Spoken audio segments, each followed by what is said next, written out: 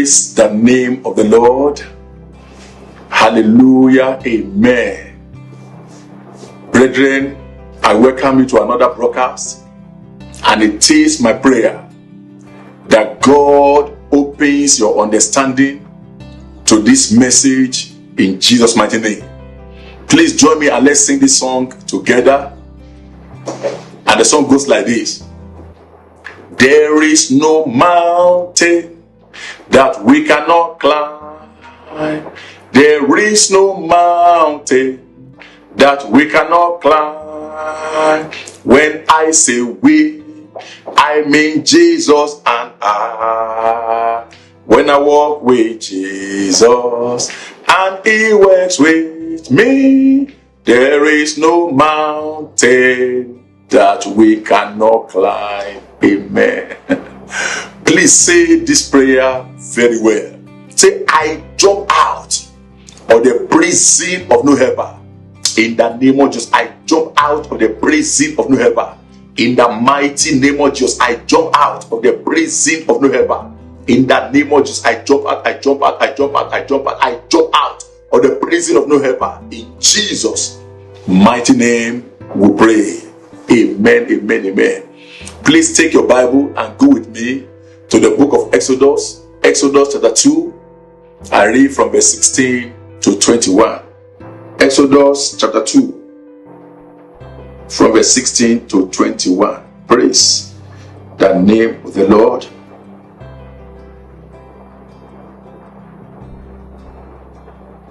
Now the priest of Midian had 7 daughters, and they came and drew water and filled the trough to water their father's flock.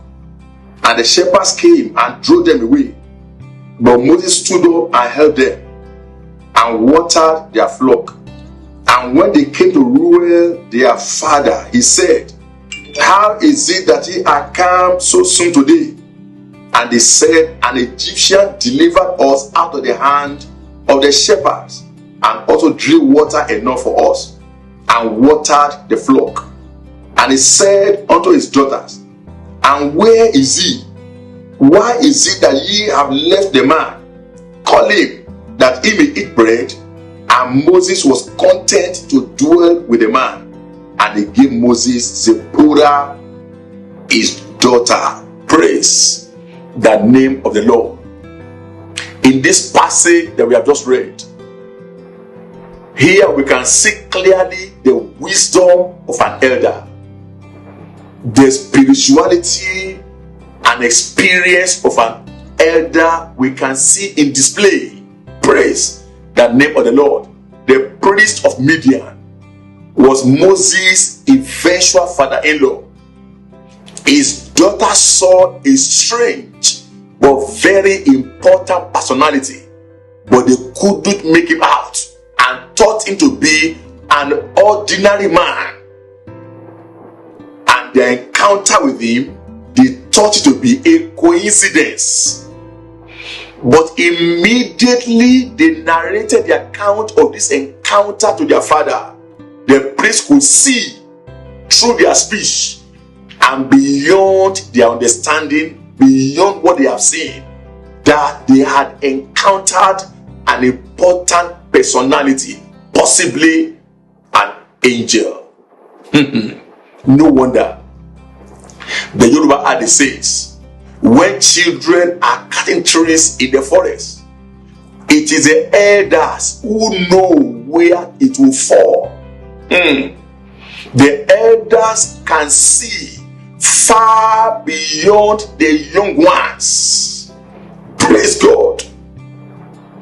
The priest immediately, after the daughters narrated the account of their encounter with the stranger, the priest immediately asked, where is he? Why did you leave him behind? Say, go now and get him to dine with us. There are some people you must not allow to live your life. There are some people you must not allow to leave your presence, because their exit is not good for you. It's not good for your destiny. It's not good for the things that you are doing. Praise the name of the Lord. And there are some that need to go. Praise God. So the priest asked, where is he? Why did you leave him behind? Go and get him and bring him back. Yeah. Meaning, where is your helper? Why is he not with you? Why are you separate? Why are you separate from the man? Meaning you should have been together. You should have come home together. There are people you must not allow to separate with you. Because when they separate with you, that is the beginning of destiny disaster. The man will see beyond his daughters. Praise God. He said to them, you don't let such a person go. That is what he was saying. In essence, you don't let such a person go. Now go after him and bring him back here. Praise God. They didn't see him because spiritual veils was covering their eyes. Close your eyes and pray this prayer. Say, any veil of darkness that is covering my eyes from locating my helper, catch fire. In that name, catch fire, catch fire, catch fire, catch fire, catch fire, catch fire. Any veil of darkness covering my eyes from locating my helpers, catch fire. In Jesus' mighty name, we pray. Now, what are we talking about? The priest of Midian asked, where is he? Where is your helper? Where is he? In other words, where is your helper? And that is what they are talking about. It's a question. Where is your helper? Where is your helper? Praise God. Beloved, hear this. There is no man that is an island. You cannot fulfill your destiny in isolation. To isolate yourself is to say bye-bye to a joyful and happy life. To isolate yourself is to determine not to enter into the center of your destiny. To isolate yourself is to trouble your destiny. There is someone somewhere whom heaven has ordained to lift you up, to move you to the next level, to change your story. You must know where that person is. Where is he? Where is that fellow? Where is that man? Where is that woman? And here again, you need moral support, financial support, material support, even spiritual support from someone somewhere. Where is that fellow? What we are talking about is this. There is someone attached to your destiny that is called your helper of destiny. Where is he? Where is he? Hear this. Jesus chose 12 disciples to help him in ministry. That is not a coincidence. That is not an accident. He chose them deliberately to help him in ministry. If Jesus could do that, then why are you isolating yourself? Why are you thinking you are an island? You can do it all alone. You cannot do it all alone. You are simply troubling your own destiny. Praise God. And hear this. Genesis chapter 1 verse 26.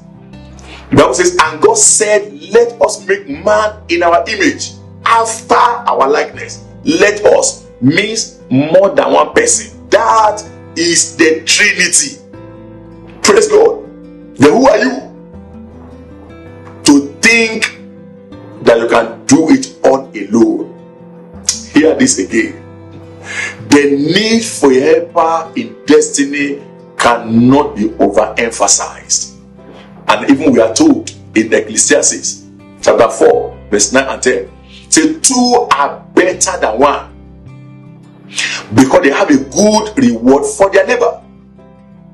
For if they fall, the one will lift up his fellow, but woe to him that is alone when he falleth, for he had no other to help him up. Praise the name of the Lord. No other, no one to help him up. Say, woe to him that is alone. Life is not designed to be lived alone. We are interconnected. Life is designed to live together. Praise the name of the Lord. You must understand that. Now hear this. Some facts from the passage we read earlier, Exodus chapter 2 from verse 16 to 21. Some facts from that passage of the Bible. Fact number 1 is this: just like the daughters of Ruel, many have come in contact with their helpers, but without recognition. And hear this: that is a tragedy of life. To come in the presence of your destiny helper without recognizing him or her, that is too dangerous. That is a destiny tragedy, and that is what is happening in many lives. They come in contact with the helpers without recognition. A young man was traveling abroad, and his mother's driver gave him a letter to give to a friend. And he got there and refused to deliver the letter. And he was there without job for more than 3 years. Then one day, he stumbled on the letter and opened it. And the letter read, "My friend, please find a space in your organization for my son to start work immediately." Unfortunately, this young man saw the mother's rival as an enemy and never as a destiny helper. So he lost out in that blessing because his eyes were closed. Pray this prayer.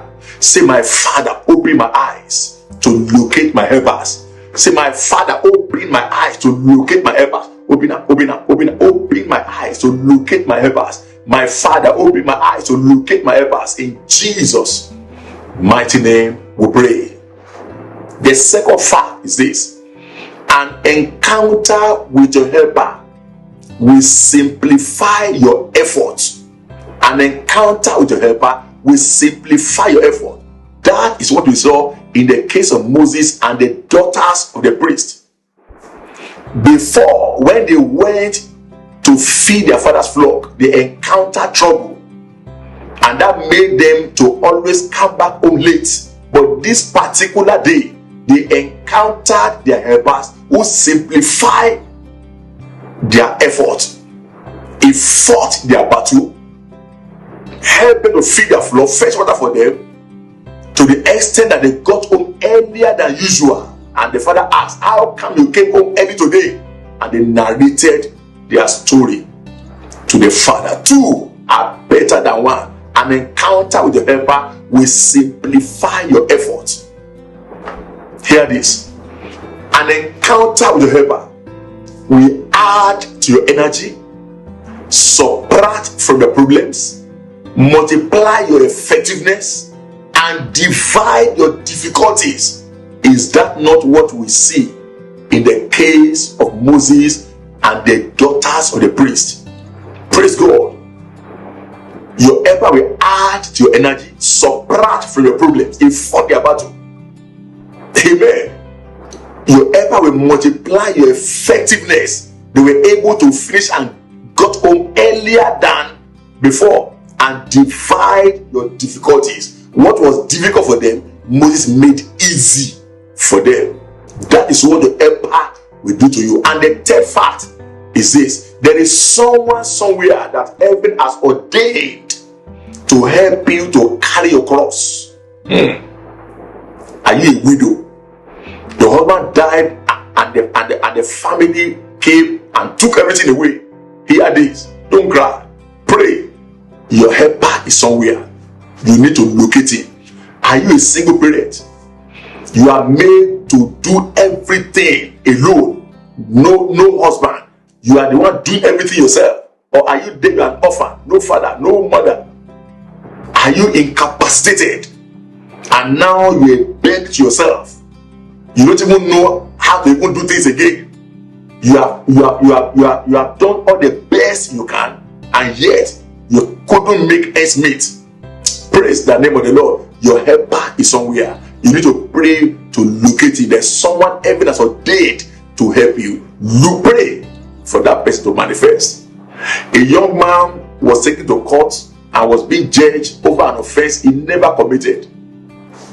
The only thing he could do was to pray. He had no money to hire a lawyer, And on that day, that fateful day of judgment, he was ready for anything, because no man to hire a lawyer. But to his amazement, somebody showed up in the court and began to speak for him, and he was able to win the case. Praise the name of the Lord. There's someone, irrespective of what you are going through, there's someone heaven has ordained to lift you out of that situation. Pray for that fellow to manifest. The fourth fact is this: sometimes God sends your helpers to you, and sometimes he sends you to your helpers. You must understand that. The slave girl was sent to Naaman, and Elijah was sent to the widow at Zarephath. Praise God. So stop expecting your helpers to come to you all the time. Pray, and God will lead you to meet your helpers. And the fifth fact is this: your helpers can be anybody, from the known to the unknown, from the familiar to total strangers.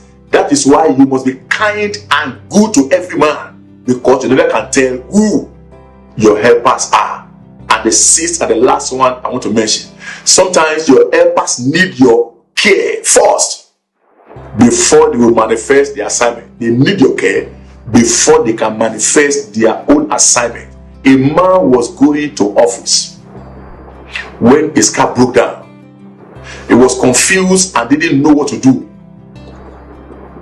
When he saw a young man approaching, he beckoned on him to help him push the car, which the man obliged, though obviously he was in a hurry.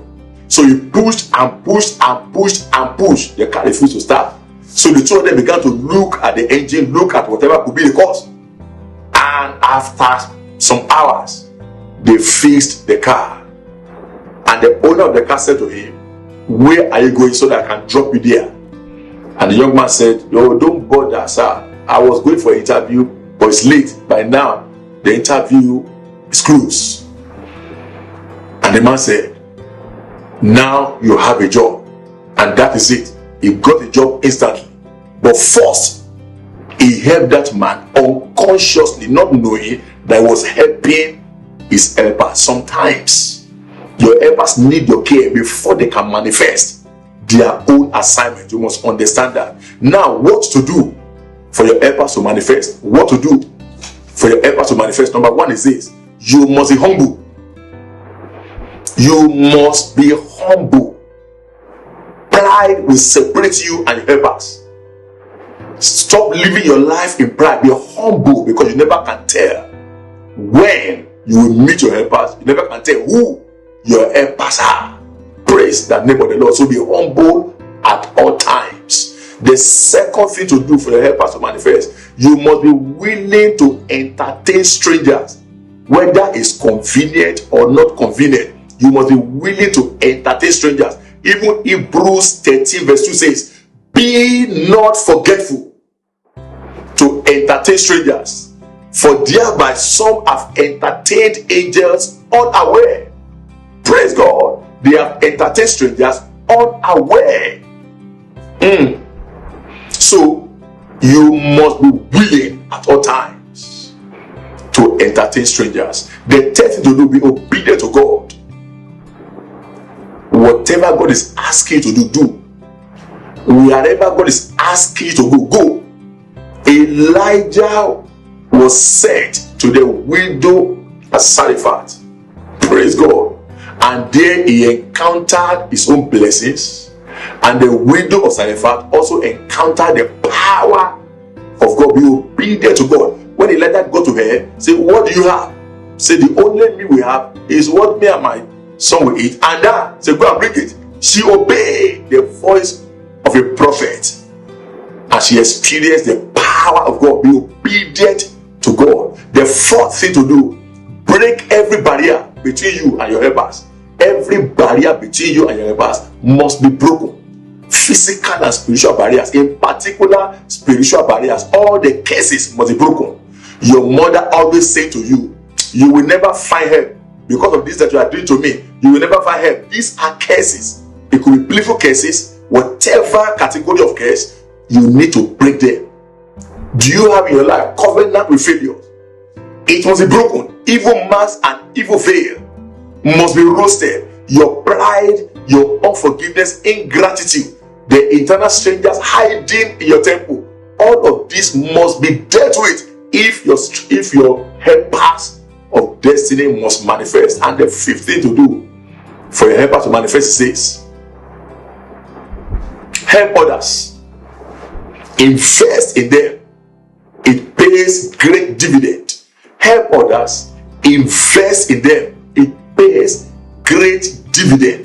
And hear this, praise God, if you cannot win, make the one ahead of you to break the record. That is the best way to help others. That is the best way, one of the best ways to attract your own helpers. Whatever you make happen to others, God will make happen to you. So if you cannot win, make the one ahead of you to break the record. Praise God. And the next thing to do for your helpers to manifest, be prayerful about your helpers. Be prayerful about your helpers and be expectant. Yes, be expectant. Be expectant to encounter your helpers. Very, very important. In conclusion, you are what you are today. Listen to that. You are what you are today by reason of someone you met in the past or someone you missed in the past. You are what you are today by someone you met or someone you missed in the past. Meaning, you should do everything in your power to make the maximum use of every encounter you have with every man. And that is my counsel to you, to do everything in your power to maximize the profit of every encounter you have with any man or woman. Praise God. Your divinely ordained helpers of destiny are around, and they are meant to have an encounter with you, and you cannot encounter them and not benefit from that encounter. Praise the name of the Lord. It is well with you. So please pray this prayer and pray it very well. Say, evil veil covering my eyes from locating my helpers. Catch fire. Catch fire. In that every evil veil covering my eyes from locating my helpers. We are catch fire in the name of Jesus. Say, evil veil covering the eyes of my helpers from locating me. Catch fire. In that name, catch fire. Evil veil covering the eyes of my helpers from locating me. We are catch fire in the name of Jesus. Say, any wall of separation between me and my destiny helpers, oh yeah, collapse and scatter. In that name, collapse and scatter. Any wall of separation between me and my destiny helpers, collapse and scatter. Collapse and scatter. In Jesus' mighty name we pray. Say, my helpers of destiny. This is the last one. Pray very well. Say, my helpers of destiny, wherever you are, whoever you are, appear now. In that name of appear. My helpers of destiny. Yes, wherever you are, whoever you are, appear now. In that name of just appear now. Appear now, whoever you are, wherever you are, appear now. In Jesus' mighty name we pray. I pray for you, wherever they are, your helpers of destiny, I command them to appear in your life in the name of Jesus. Just as Pharaoh could not sleep until Joseph was promoted to the palace, I pray your helpers will not have rest until they have located you in the name of Jesus. I say your helpers will not have rest until they have located you in the name of Jesus. Until they have located you in the name of Jesus. Whatever has made to miss your helper, I command that thing to catch fire in your life in the name of Jesus. And if you have ever missed your helper, let there be a connection, a reconnection, a re-established contact in the mighty name of Jesus. Mazika nekapia, lebria masunti kapia, mazika labos, zua rakapia pos, Zopoda Rekapia Mazika Nika Pasinda Labos. In the name of Jesus, so shall it be. In Jesus' mighty name. Amen. Amen. Amen. Thank you for always listening. And I hope you are blessed. And your blessings will remain and continue to multiply in the name of Jesus. Thank you. And see you in the next broadcast. Bye bye.